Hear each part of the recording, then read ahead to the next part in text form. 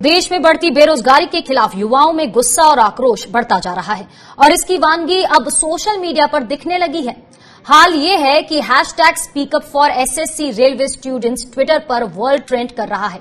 यानी भारत में तो नंबर 1 है ही, पर दुनिया भर में भी ये नंबर 1 पर ट्रेंड कर रहा है। Hashtag speak up for SSC railway students को लेकर करीब 30 लाख लोगों ने ट्वीट किया है।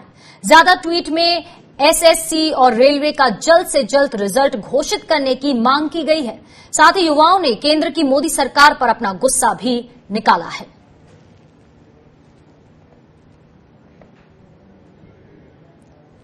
तो नौकरी मांग रहे युवाओं के समर्थन में कांग्रेस महासचिव प्रियंका गांधी ने भी उतर आई हैं और मोदी सरकार पर हमला बोलते हुए प्रियंका गांधी ने कहा कि युवाओं को भाषण नहीं, नौकरी चाहिए। प्रियंका गांधी ने ट्वीट करके कहा कि एसएससी और रेलवे ने कई सारी परीक्षाओं के परिणाम सालों से रोक रखे हैं। किसी का रिजल्ट अटका हुआ है तो किसी की परीक्षा। कब तक सरकार युवाओं के धैर्य की परीक्षा लेगी?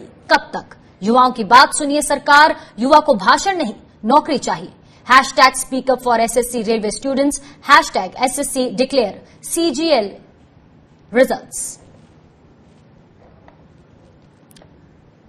तो युवा को भाषण नहीं, नौकरी चाहिए। और प्रियंका गांधी ने अपने ट्वीट में सरकार को यहां जगाने की कोशिश की है, उस ओर ध्यान देने की कोशिश की है जिसके रोजगार के जिस तरह से वायदे किए गए थे मोदी सरकार के द्वारा, लेकिन उसका कुछ भी रिजल्ट यहां सामने देखने को नहीं आ रहा। उसी के चलते युवाओं में भी आक्रोश है। ट्विटर पर वर्ल्ड नंबर 1 ट्रेंड कर रहा है ये हैशटैग कैंपेन, जिसमें लिखा है hashtag speak up for SSC railway students. हमारे साथ कांग्रेस के प्रवक्ता चरण सिंह सापरा जी जुड़ चुके हैं। चरण सिंह जी, सोशल मीडिया पर भी अब इस बात की गवाही सामने आ रही है कि भारत में रोजगार की स्थिति क्या है और दिन ब दिन यहां युवाओं का आक्रोश बढ़ता जा रहा है और उसका सबसे बड़ा एग्जाम्पल आज ट्विटर पर देखने को मिल रहा है, जिसमें वर्ल्ड नंबर 1 ट्रेंड कर रहा है ये हैशटैग कैंपेन। आखिर कब जागेगी सरकार, कब जवाब देगी इन सवालों का? ये इस समय बड़ा सवाल बना हुआ है। देखिए, निश्चित रूप से बहुत चिंता की बात है कि आजकल भारत वर्ल्ड के हर एक इंडेक्स पर 1 नंबर पे जा रहा है, चाहे वो कोरोना का इंडेक्स हो या फिर ये नौकरियों की बात जो अभी आपने की है। ये स्टाफ सिलेक्शन कमेटी की नौकरियां जो है, इसके तो इंतजार करने वाले अभ्यर्थियों को तारीख पे तारीख दी जा रही है। अब इसका नोटिफिकेशन निकलता है, नोटिफिकेशन के 1 साल बाद तक परीक्षाएं होती हैं, फिर 1 साल इसके नतीजे नहीं आते हैं और फिर लोगों को जिनके नतीजे आ भी गए फिर उनको कतार में खड़े रहना पड़ता है। हमने कई बार ये देखा है। अगर सीजीएल के भी इम्तिहान में 2017 की बात आपको बताऊं कि नोटिफिकेशन इसका निकला जनवरी 2018 में, इसकी परीक्षा करते करते नवंबर 2019 हो गई और फिर इसका रिजल्ट जो है वो और 1-2 महीना लेट आया है। सीजीएल 2018 की बात करें तो नोटिफिकेशन मई 2018 में आई, लेकिन उसका नतीजा आज तक नहीं आया है।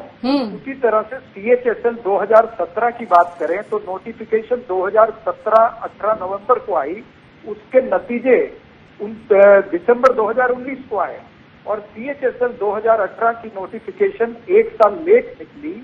एग्जाम नहीं हुए, आधे एग्जाम हुए और जितने भी हुए उसका रिजल्ट जो है वो आज तक। बिल्कुल, आपने टाइम लिमिट की बात की है चरण सिंह जी, कि कितना टाइम लग जाता है, उसके बाद फिर अगला दौर, अगला लेवल शुरू हो जाता है इन एम्प्लॉयमेंट का। लेकिन यहाँ पर एक एज लिमिट भी बहुत बड़ा यहाँ पर एक पॉइंट है, क्योंकि एज लिमिट अगर किसी अभिभावक के, सॉरी माफ कीजिएगा, किसी एम्प्लॉय युवा की निकल जाती है तो वहां पर एक बड़ा पॉइंट ये आ जाता है कि वो नौकरी तो उसके हाथ से वैसे ही चली गई। उसके बाद अर्थव्यवस्था गड्ढे में है, कोई सरकार की तरफ से अर्थव्यवस्था को उठाने के पुख्ता यहाँ पे ठोस कदम नहीं उठाए जा रहे। ऐसे में युवा तो बिल्कुल इस समय आक्रोश में है, गुस्से में है। क्यों यहाँ पर युवाओं का पेशेंस टेस्ट लिया जा रहा है? ये सबसे बड़ा सवाल है। देखिए, ये संवेदनहीन सरकार है, फिर वो चाहे इकोनॉमी का मामला हो, बेरोजगारी जो बढ़ रही है वो मामला हो, या फिर बच्चों की परीक्षाओं का मामला हो। जेईई एनईटी में भी आपने देखा कि किस तरह से बच्चे गुहार लगा रहे थे कि हमारी परीक्षाओं को पोस्टपोन किया जाए। लेकिन ये सरकार की जो ईगो है, जो अहंकार है, वो कम नहीं हो रहा है। ये मोदी सरकार का अहंकार है जिसकी वजह से आज पूरे देश के युवाओं में त्राही त्राही मची हुई है। फिर वो चाहे बेरोजगारी है या उनकी परीक्षाओं के नतीजे हैं या फिर ये नौकरियां हैं।